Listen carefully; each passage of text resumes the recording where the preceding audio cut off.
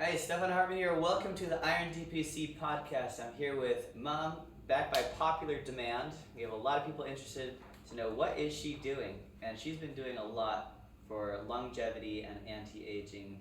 Really, even before I got into this, you've been doing this since what, 2016 at least? Trying to eat healthy, probably since 1986, but longevity, yeah. If we go into the past, that would start with Dr. Sinclair and his book on, what was his book? How we age and why we don't have to. Yes, and Dr. Sinclair is not a perfect person. There are other scientists like Dr. Brenner, who invented nicotinamide riboside, who disagree with his theory of aging. But he has a lot of good ideas. And that's where I said the first thing you need to do with longevity is study. You talk to Stefan and watch his videos. You watch the other gurus on YouTube and read their books. And when you get the research or the ideas that appeal to you, you try it, and then you keep track of it. I have one of those big calendars in my office, and if I'm mixing something up, like I'm trying a peptide, I write it the day before, and then I do an arrow, and then the next day I just jot down how I slept, or if the mood changed, or if anything important. You have to try it out yourself because the field of longevity is new. Dr. Sinclair says there are 10,000 labs working on new research. I just found a way, I think, to get glutathione to work for me yesterday, and I've been trying different things. So let's see. That's keeping track and studying. Okay, so when keeping track, what are you keeping track of? I mean, you don't want to age, and your wrinkles might not disappear. The number one thing to keep track of is your sleep. Okay? Because you can go days without eating, and that'll just probably be good for you. But without one night's good sleep, it ages you. It's hard on you. The REM sleep is where the body does repair. So whatever you're trying that affects your sleep, if it makes sleep better, then that's what you want. All right. With that in mind, caffeine. Rhonda Patrick has a great podcast on caffeine, and Rhonda Patrick is also one of those people. She pushed The jab. She pushed the jabs back when Pfizer was hiding the data for 75 years. So I mean, she has great ideas, but you can't take it as gospel what she says. Right. Anyway, great podcast on caffeine and how powerful it is. There's this longevity dude, I can't remember his name. He sells products at Publix, and he made a video about his lifestyle, and he said, I have my big coffee in the morning. It doesn't affect me. I just like the taste. Okay, caffeine affects you. It is a very powerful drug. Poland wrote a great book on caffeine. I recommend it that Joe Rogan interviewed him about.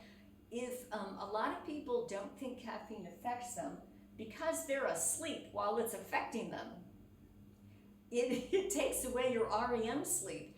And without the REM sleep, you're aging faster. So I love that drug. I love caffeine. Yeah.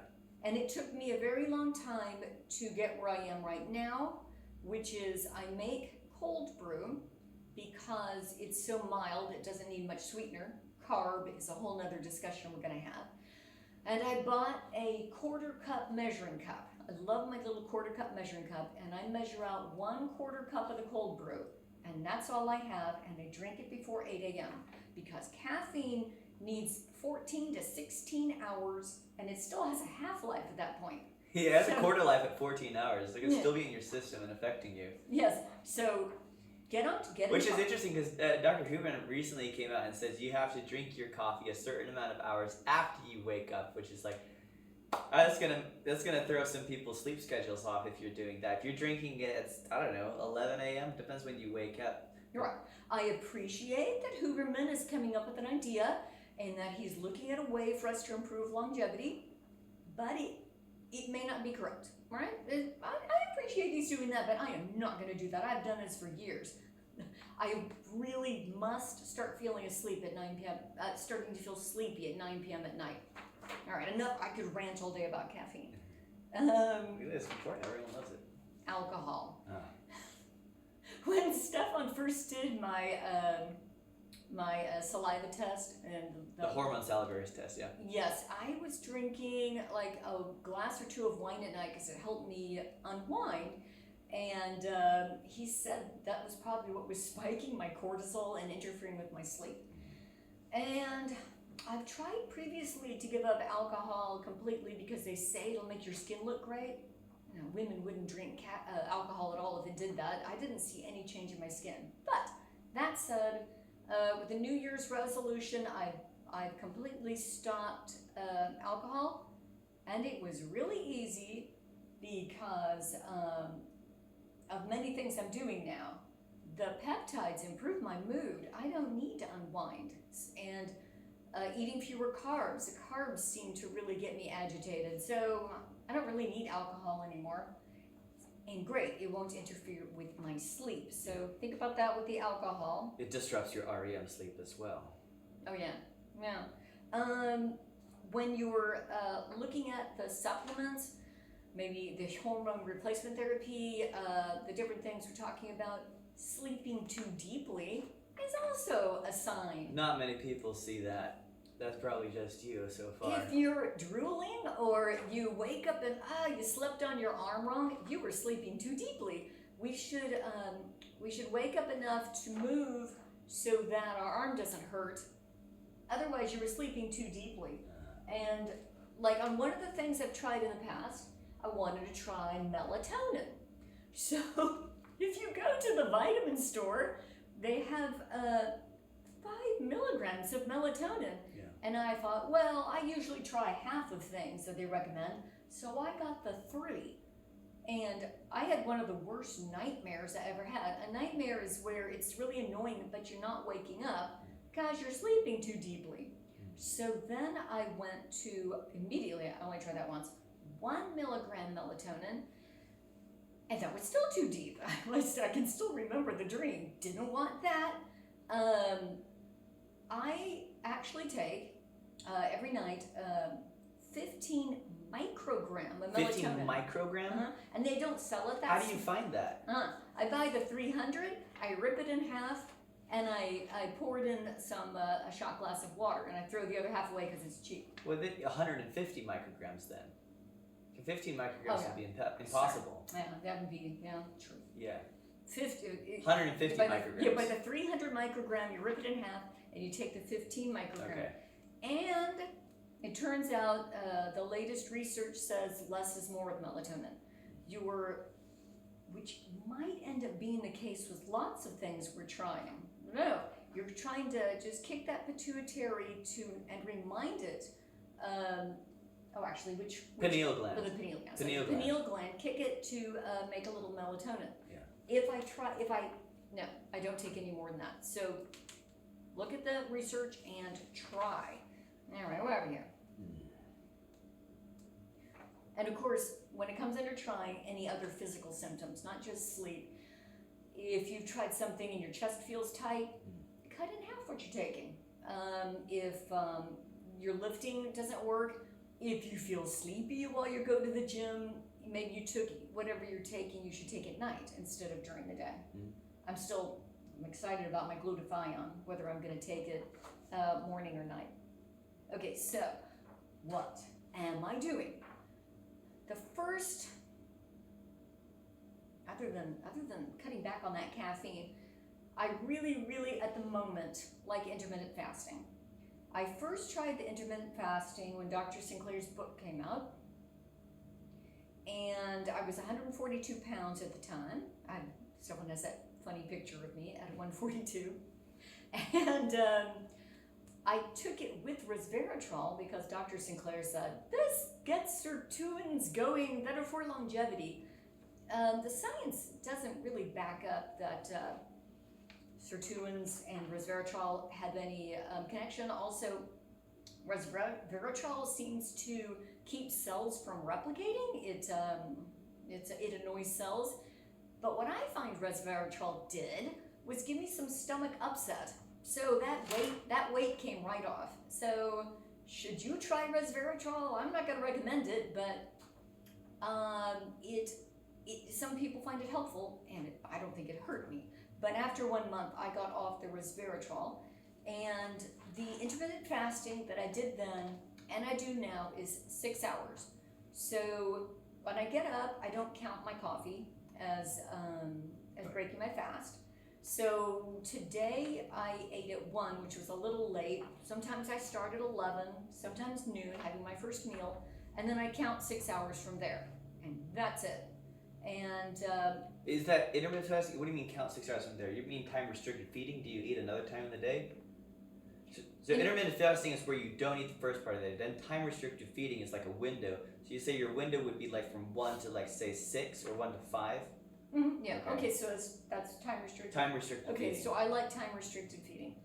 So you're doing both. You're doing intermittent fasting in the morning, and then you're doing time restricted feeding in the latter part of the day. So you have a window that you eat. So you eat at 1, and then you probably have another meal when? Well, I'm really just having 1 meal a day now and some snacks. Although yesterday, I thought my muscles were a little sore. I wasn't really hungry, but I had 2 extra soft-boiled eggs before I went to sleep because I want those muscles. Yeah, you want protein. I want the protein. Okay, so whenever I start, 6 hours. And the first meal, don't break it with carb. No. I mean, some morning we got this bread maker and my bread's good and I think, oh, it'll be fine, or I'll eat egg with the bread. And then I feel really tired And this is a gluten bread or a non-gluten bread? It's a gluten-free bread I make. Gluten-free bread. That's a whole different discussion. But first meal is wild-caught fish. Thomas hasn't caught any mackerel recently. I love mackerel. So it's been a lot of tuna. I put the tuna down, the wild-caught tuna down in the bacon grease. I just sear it on both sides and it's all raw in the middle. And I eat that with about 3 vegetables. I need the fiber, and I figure some of those molecules will be good. So that's my first meal. And then later I'll have a little carb. And I'm really full, and sometimes it's hard to eat anything else. So a little carb. What kind of carb do you do later in the day? I'm looking forward to it. I'm gonna go have some of my gluten-free bread, and unfortunately, I eat the gluten-free pretzels from Aldi. Don't do that. But no gluten anymore. No gluten. Get back to gluten. I think everyone in my family has a gluten sensitivity. My mom was always saying, "Oh, I wish I could get it down," and she would point at her stomach. I didn't have a tight waist like this even in my 20s. I think after eating gluten meals, I puffed up a little. So, yeah, throw gluten right out with any caffeine after 8 a.m. and low carb, and you're at least on the way to something really good. Let's see. All right, what am I eating? By later in the day, right? Oh, someone wanted me to discuss being vegan. Well, if you came to me on the standard American diet and you wanted to be just vegan, I'm not sure how that would change much. You might just go eat a lot of bread. I don't know any positives to vegan. We were macrobiotic, and it certainly kept us skinny, but the brain gets sad after a year when you've used up all your B vitamins. So don't do that. Don't go vegan. Do you do red meats now? Sure. Yeah. I like the tuna a lot. It's so soft. Tuna's not a red meat.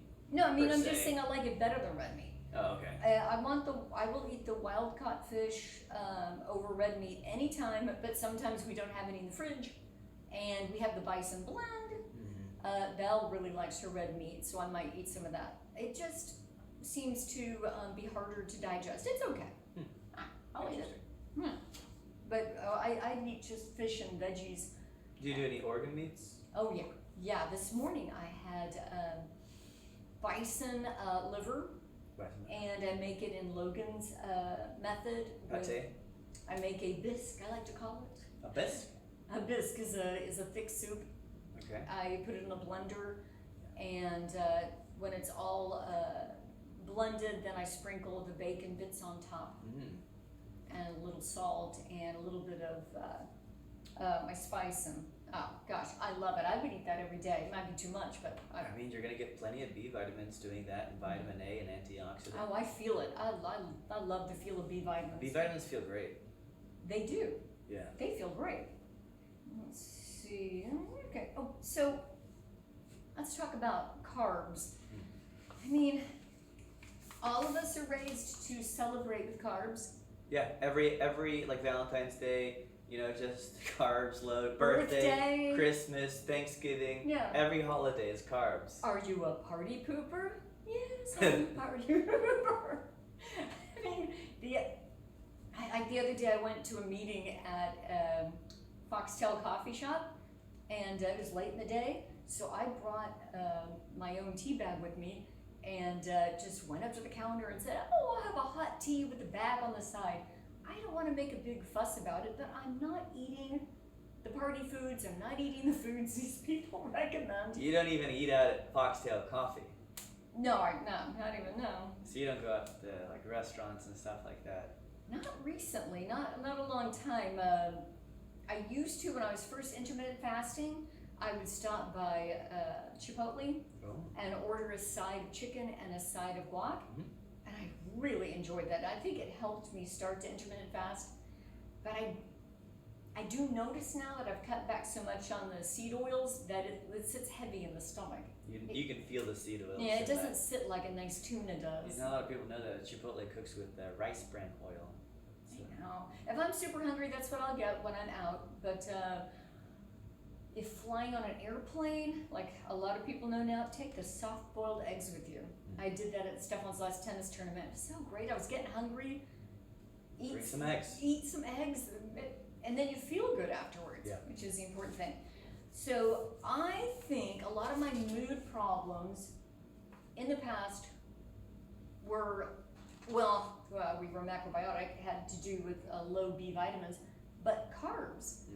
I mean, carbs just seem to hang out in the bloodstream, and not immediately, because you feel great right after eating carbs. I don't know, 12, 14 hours later, so many hours later, you start to feel regret about something you said 40 years ago, which now I find hilarious. Now I can spot it because I somehow slipped up and ate carbs, and then I'm laying around thinking, why did I say that in 7th grade? And I'm like, thank you, carb. Thank you for reminding me of the stupid thing I said. What does it happen with this gluten-free bread too? Or do different carbs make different patterns for? The sharper the sweet, or the more you eat, the last time I was telling this story to many people, the last time I really did it, we went to that Japanese place in Orlando where they make a tiny bout of fish. I ordered the fish and then huge piles of rice. So I way overate carb. It wasn't sweet, there was a lot of carb because we were having such a good time. So the dose makes the poison on it. Yes, and then the next day you invited me to Temple and we ate a carb again. And I felt so sad later, and I was like, okay, no more meals of carb. With the bread, it's not a meal. That's important, and it's certainly not the first meal of the day. So try out cutting back on carbs. It's great. Yeah, it is. We see that routinely. Oh, and when I first tried, I used to just love sharply sweet things like Starbucks cookies. And for 2 weeks, I decided to power through having no carbs, not even a bit of maple syrup in my coffee. And after 2 weeks, the desire for sharply sweet carbs disappeared. Yes. So I think I killed off the critters that like to eat it.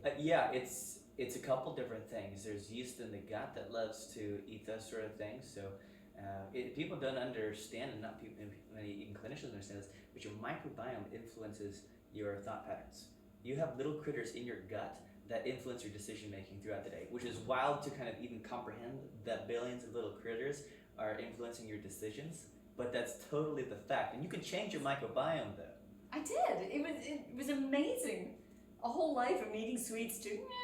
The other day, we were watching Belle play tennis. Stefan play tennis. Belle went and got this fabulous mousse torte that was gluten-free. And I didn't even have a desire to ask for a bite. No, the desire and craving for those things, it goes away when you eat a more species-appropriate diet. Oh, I'm so glad I killed off those critters bossing me around. I got enough people bossing me around. I don't need that. Okay, we're talking about HRT now?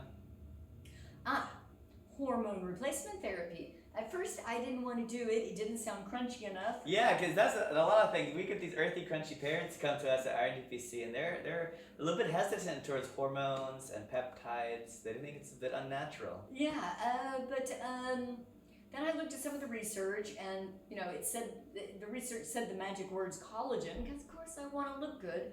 So Stefan got me estradiol cream. Estradiol, E2, yes. Yeah, E2, and you applied that on the back of your hands, right? Yes. Oh, yeah, that's the first place I applied it. Yeah. And because I told you it can help with collagen synthesis, because you had a bit of a skin thinning there. Yeah. I'm still working at that. I think it is better though. Okay. I like that, and I like it on my face. But I'm going to get into skincare. I have a whole thing on skincare. Oh, let me just go over that real fast. So I change it up all the time. Actually, I've asked Stefan to get me you wanted retinol cream. A retinol cream, yeah. I want to try that. Yeah. I'll try it out. It's more a preventative thing, is what retinol is. Yeah, I want something that actually will grow collagen at this point. So at the moment, after I shower or wash, I put on AHA, the acid, on arms and face and neck. And I'll either leave that on overnight, or after an hour I'll rinse it off. And gosh, I've tried so many things. I'll put on copper peptides, liquid kind. Really? And BPC, I've tried that for a while. Where? On the face. On the face. Copper and BPC 157. Because I saw some research that helps with collagen synthesis. Help with collagen synthesis. I also try just the estradiol on the clean skin, or the estradiol and the copper peptides. So yes, many things happening with the skin. Yeah. I figure if you don't get the dead skin off, then you're going to put the expensive peptides on dead skin, and it will just sit there. That's a good idea. Just first doing, so that's why you want the retinol to help exfoliate, and then putting on the collagen enhancers afterwards. Yeah, that's the idea. And I don't get this area and the top of my arms out in the sun. When we go naked sunbathing in the backyard, I cover up the top. It's just the bottom, because this skin is thinner. It is true, it is thinner. It's thinner. The back of the hands especially. Yeah, I have little gloves I wear in the car that cover the back of the hands. I'll show them to you sometime. Let's see. You're doing other hormones too. Oh yes. Stefan gave me the testosterone, which I use a tiny amount of before I would like to have it on. And what else do I use? Well, the progesterone, I think we started you off with that one, right? Yeah, so progesterone is back to, try. I think we started with 100 milligrams, and it made me sleep too deeply. On the progesterone, I was drooling, and I did not have a nightmare. It was really good stuff, but too deeply. So now I take 40 milligrams a night, and it's very good. So Stefan was good enough to have the compounding pharmacy give me exactly what I want. Yeah. Oh, but the compounding pharmacy gives stuff in brightly colored packages. I open them up, and I don't eat the bright colors. Okay. They make me nervous. Yeah. Next time I'll see if they can give it to me in a clear one. I'll ask them if they can make them clear. Okay, so let's see. Peptides, doing that for longevity. I love peptides. If you're crunchy, peptides are proteins. I have no idea why my body doesn't just make these peptides from the tuna I eat. I need the tuna to make muscles. I know this now that I've been growing muscles, but it's something about aging. The body doesn't want to make the peptides. A lot of peptides decline with age. The copper peptides decline with age. Growth hormone.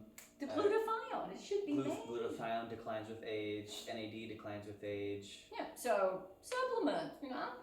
I've got a siren going by. So let's see. There are 7,000 peptides, and I want to try them all. But in the meantime, Stefan's had me try. Oh, that was fun. So the copper peptide. When Stefan gave me that, I thought, well, it's supposed to grow collagen, and how? And it said, well, it's coprophilic.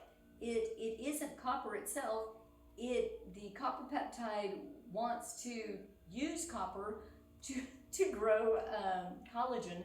So for the month that I took the copper peptide, injectable, right? The injectable, yes. Yeah, I didn't know about the liquid stuff then. I ate 6 oysters or 12 oysters every morning. And then I think, I was doing that for about 6 weeks, and I also found the liquid copper. And after about 6 weeks, I started getting a metallic taste in my mouth. So I went cold turkey on everything, and the metallic taste went away within a day. And I think my skin looked better. But one thing I really noticed was my mood was elevated. All the peptides elevate my mood. I don't know, they're great. Well, the copper peptide... Which has helped me cut out alcohol. I don't need to unwind if I have nothing to unwind from. The copper peptide is a good antioxidant, is what it is. Huh. Yeah. Maybe antioxidants. Yeah. All right, we'll talk about that. So that was the copper. The MK, oh, I love it so much. Yeah, the MK677 is the growth hormone secretagogue.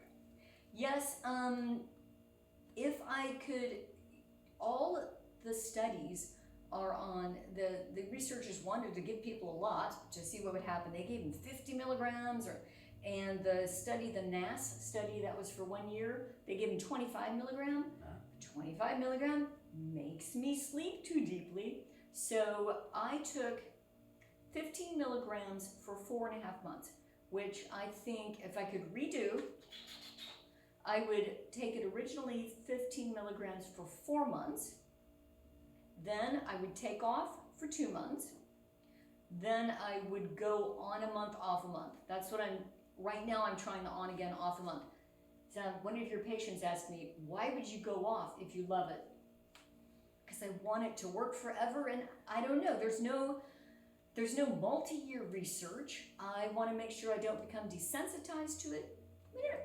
Exactly. This is what I'm going to try right now. Right. The other thing you have to note is how you're using the MK677. So the big problem with that is it stimulates hunger for most people. Does it stimulate your hunger, make you eat the house?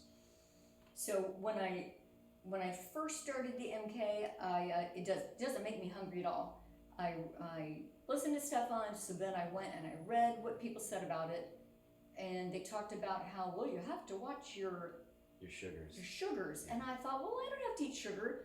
And so I ate no carb with it. It was great. And if I accidentally eat a bunch of carb, I do not take MK that night. Don't mix you can have a piece of bread, but in general, don't have a carb meal and then take MK. And why? I don't know. That's my experience with it. And I love it so much. And anyway, carbs, I found way before MK that carbs weren't that great for me. I think there's different mechanisms. I think you identified correctly is doing low carb. It puts you in a bit of a ketogenic state, which suppresses ghrelin. What MK677 is, it actually stimulates ghrelin, and ghrelin is the hunger hormone. I think that's where people fall into a problem with MK677 is they're eating carbs, so they have high ghrelin, and then they eat MK677, which is even further ghrelin, and then they clean out their fridge, and they gain a bunch of weight with this. Oh, yeah, I haven't had any extra hunger at all. So watch your carbs, then see how it goes with the MK, because it's totally worth it. It's so great, and it improves my mood. It improves my mood. I mean, who wouldn't want that? The other one I have tried, I've only tried 3 peptides so far, other than collagen peptides, is the BPC 157. Whoa, good stuff. I mean, all my life, if I got injured, pulled something, It took a long time for it to heal. I don't know why the body doesn't just heal things. It seems to heal little cuts quickly, but a strain, it just leaves you strained a long time. Leaves you strained a long time. So at New Year's, Stefan got me a hard to pull new gun, and something hurt in my wrist, and that BP 157, I put it in right near, close to where it hurt. It was like 70% better the next day. And it isn't always that fast. So the other day I had strained an intercostal muscle doing vertical leg raises, and I mean the BP 157 definitely helped. The next day after taking it, it was better. Then I went back to the gym and I made it worse, but it's all cleared up now. I mean, to have it all cleared up in 2 weeks at my age, that's something. It's really good stuff. Yeah, you did, probably what you did is something called costochondritis. It's actually a little tear in the cartilage and not really the muscle. Now, costochondritis happens all the time. You can get it from coffee, you can get it from stretching. People get it all the time. Always coming to the urgent care for this, and they would be in pain for weeks. Older people, months, 2 months, costochondritis. Oh, I can imagine. It would have just lingered with me until it finally, eventually went away. This feels much more active. It's just getting it healed up. It's really nice. Yeah. They're all great. There's other peptides I want to try. The other healing one, but You wanted to try the CJC ipamorelin. yes, I want to try that. But we'll get. That's injectable growth hormone peptide, but you're good with injecting now. It's not an issue for you. I'm really good. Yes. Okay, so we'll talk about that later. So supplements, it's so much fun, you know, the supplements, and trying the different brands. Stefan has a lot of really good brands. The glutathione. The first time I tried NAC, it made me feel anxiety. You did oral N-acetylcysteine? Yeah, yeah. So I just cut that right out. I do not like my mood being messed with. But recently I saw that there's more research on that the mice live 30% longer if they take NAC and glycine.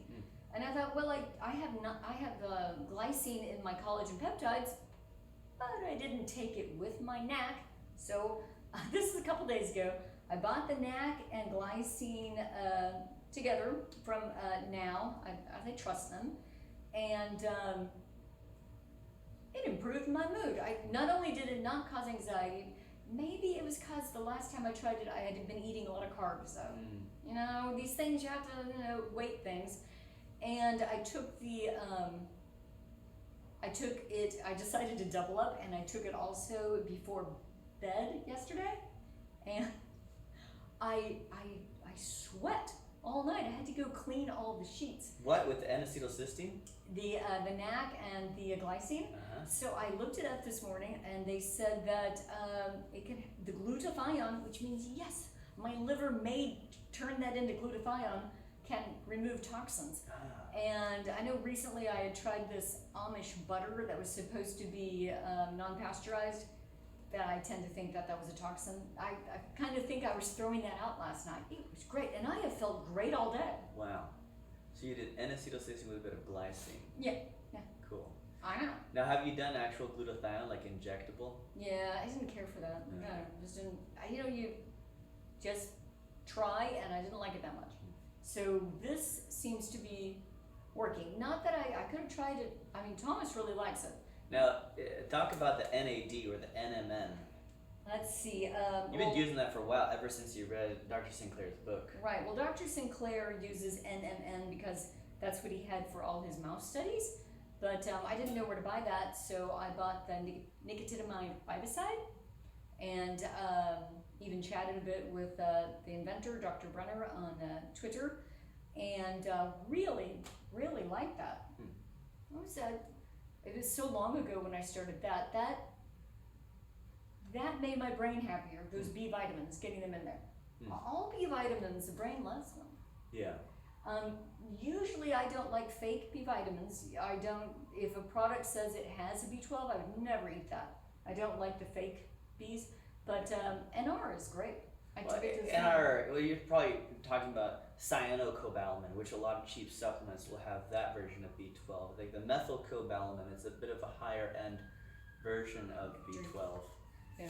But the NAD, that's a bit different. I mean, the precursor is NR and NMN that Dr. Sinclair sells. You know, he's actually turning that into a pharmaceutical. They're gonna make it FDA approved and maybe turn into a prescription because there's so many real benefits to that for all sorts of diseases, really aging itself.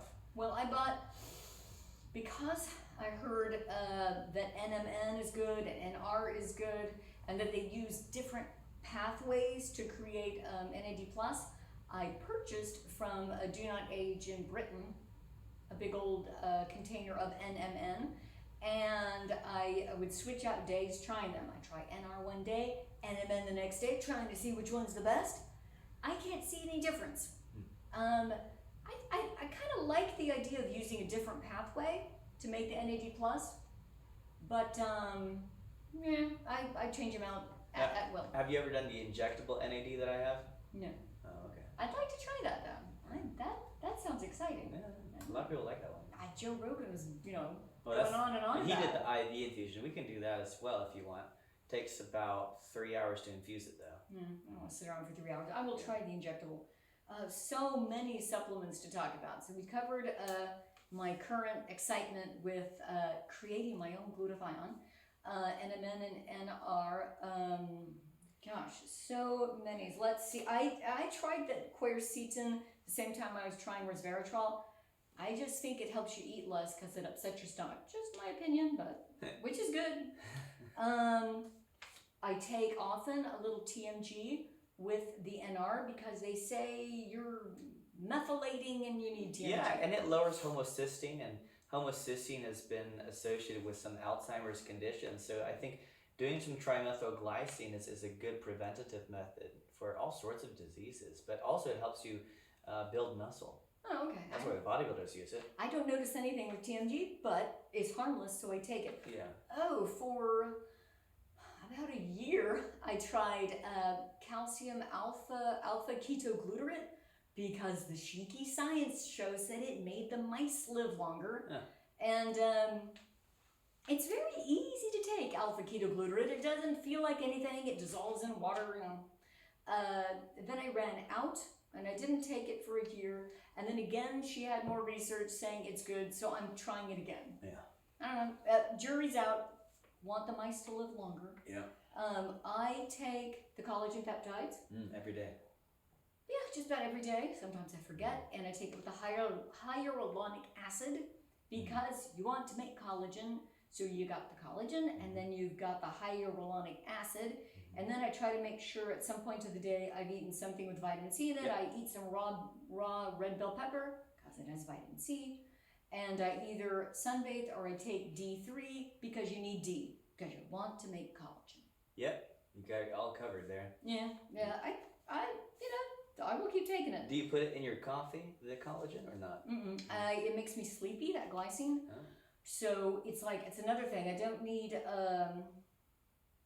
wine at 5 p.m. Instead of a glass of wine, I mix up my collagen.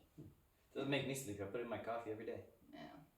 That glycine can be seen as relaxing. Maybe you just need to relax a little with your coffee. Maybe. You're putting on the brakes and the accelerator at the same time. Don't want to drive too fast. Let's see. What about sulforaphane? You want to mention that? You tried that for a bit.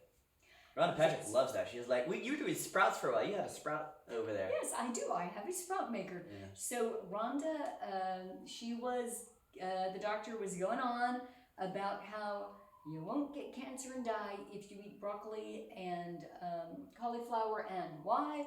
Because of sulforaphane. And I was like, I don't want to eat broccoli. It We makes did me that gassy. for so long. We had the Brussels sprouts every morning, broccoli, cauliflower. We did that in macrobiotics. Well, we didn't die of cancer, so what are you going to say? I was bloated. My belly was Yes, out to his here. eyes bloated too. So she said, well, the best source of it is sprouts. And I was like, well, great, I can eat a couple sprouts. Yeah. So I do. I had the jar, got it on Amazon, and the sprouting lid, and We've eaten some. I don't know. I don't notice anything. I have nothing against sulforaphane. Yeah, a little It's bit bitter. fine. They're okay. Tastes alright. It's alright. If I got around to it, I guess I'd make more. Yeah. I mean, I guess we'll stop there. I mean, I've tried so many things. Like I've tried DHEA. And the most important is you start lifting. Oh, yes. That's the most important thing. How can we forget? Lifting. I know, That's it's real like- anti-aging. It's like, She's got have muscles. Muscles. I did not have muscles before Iron Direct Primary Care. I used to go to the gym with the kids because they told me to go, and I would row 20 pounds, and if I lifted or rowed enough to get sore, then I wouldn't go back to the gym for at least a week till it went away, and so I wasn't getting anywhere. So after testing my levels, Stefan suggested the MK, the ghrelin mimetic. And the testosterone too. I don't take much testosterone. You don't do much of that? I do not do much. I would think if there's any, but I would think if there's any change, it's from the MK. Yeah. And wow. Yeah, when I first took it, I took too much. I took 30 milligrams, and it made my skin prickle and made me sleepy. So 15, going to the gym, it's so great. Now I row 60 pounds, and I feel a part of the gym. Mm-hmm. You go a couple days a week, right? Yes, I go. Sometimes I'm lazy and go every third day, but I like to go every other day. And that change is just phenomenal to me. Right. And I want to continue with that, and I want to hopefully at least keep lifting where I've got to now, or maybe even improve it a little bit. Yeah. So I think the critical thing to take home there is that the MK677 motivated, inspired you, enabled you to actually train, which training and lifting is probably the best anti-aging regimen we have available. And it improves your mood. I mean, I just love it. To be able to go to the gym and pull 60 pounds, and then so that it really burns and your heart's pounding. Mm-hmm. I couldn't do that before, or I might have pulled something and I didn't want to. Yeah, no, you've never lifted like that ever. And I know you've said that before. If there's any trainers out there, you've got to send your older clients to a functional medicine doctor to make sure they can lift, not just try to lift. I mean, I have the desire, but you've got to be able to. Right. Cool. All right, we'll end it there. We covered a lot of topics. That was fun. My favorite subject, longevity.